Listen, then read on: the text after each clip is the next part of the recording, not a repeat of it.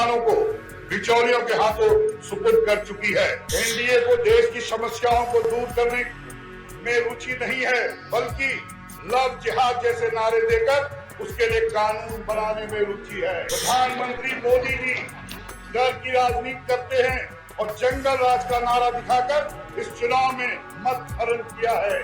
अभी जो कांग्रेस पार्टी ने चुनाव लड़ा महागठबंधन के तौर पर, उसमें हमारी अपेक्षा के अनुरूप परिणाम नहीं आए, लेकिन नीतीश जी की सरकार बनाने के पक्ष में भी परिणाम नहीं आया। आप देखें कि आप कहां थे और कहां पहुंच गए। वैसे यह जदयू का इतिहास रहा है कि 2005 से ही उसे कभी स्पष्ट बहुमत नहीं रहा। कांग्रेस पार्टी अपने 40 साल से अधिक के लंबे शासनकाल में प्राय सभी चुनाव में स्पष्ट बहुमत लाती रही और शायद ही कभी किसी राज्य में वहां कमजोर होते हुए भी उसने अपने नेतृत्व में सरकार का गठन किया। माननीय अध्यक्ष महोदय, यह एनडीए की सरकार किसान विरोधी है और परिणाम स्वरूप किसान विरोधी कृषि कानून केंद्र द्वारा बनाया गया है, जबकि बिहार की एनडीए सरकार पहले ही किसानों को बिचौलियों के हाथों सुपुर्द कर चुकी है। राज्य में धान और गेहूं की बिक्री में बिचौलियों का बोलबाल रहता है। सरकारी सिस्टम जानबूझकर समय पर धान का क्रय नहीं करता है, जिसके कारण मजबूर किसान औने पौने दामों में बेचने के लिए विवश होते हैं।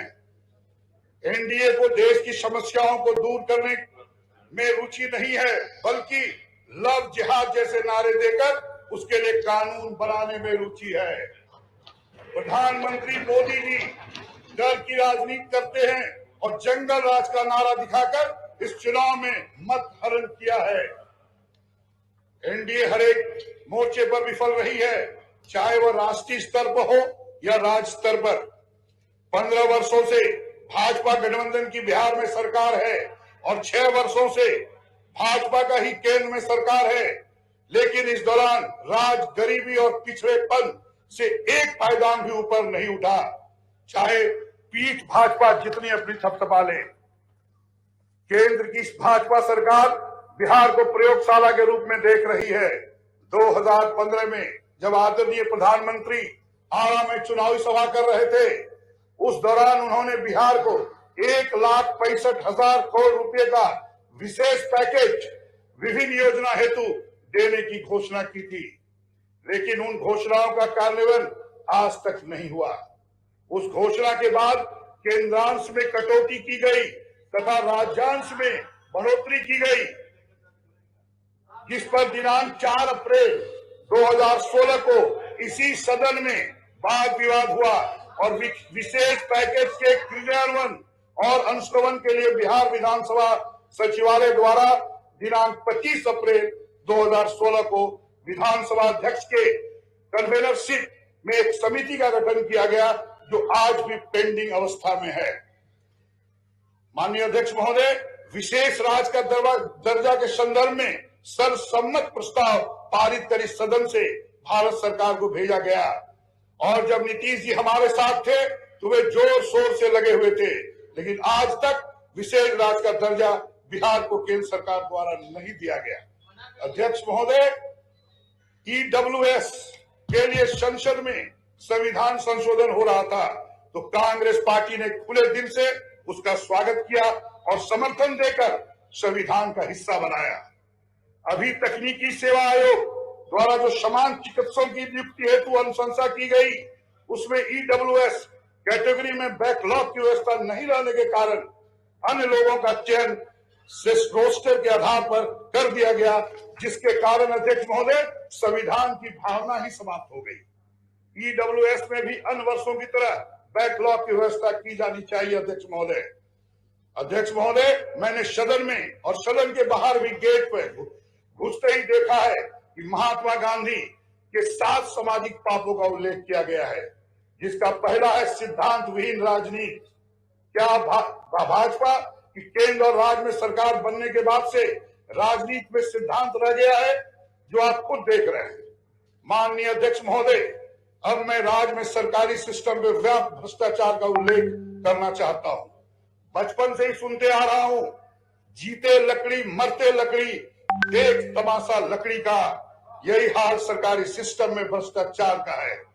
बिहार का नागरिक जन्म प्रमाण पत्र से लेकर मृत्यु पत्र बनवाने के लिए घूस देने के लिए विवश हो जाता है।